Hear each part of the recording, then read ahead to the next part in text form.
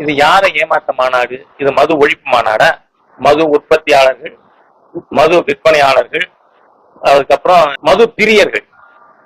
ஏன்னு சொன்னா குடிகாரன் சொன்னா எங்க முச்சாமி அண்ணாச்சி கோச்சுப்பார்.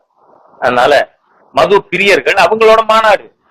ஆகவே இவர்கள் ஏமாற்றுவதற்காக மக்களை, குறிப்பாக பெண்களை, பெண் வாக்காளர்களை திசை திருப்பும் இந்த மாநாடு. ஏனென்றால் மது எந்த சப்ஜெக்ட்ல இருக்கு? State subject. அது கன்கரண்ட் லிஸ்ட்லயும் இல்ல, சென்ட்ரல் லிஸ்ட்லயும் இல்ல. ஆகவே திறக்கிறது இவங்களாம். யார் திறப்பாங்க? Dravidian stock. அது திறக்கும், வியாபாரம் பண்ணுவாங்க. இது ஸ்டேட் சப்ஜெக்ட். திறந்தவர்கள் மூடட்டம். அவங்க தானே மூட முடியும்.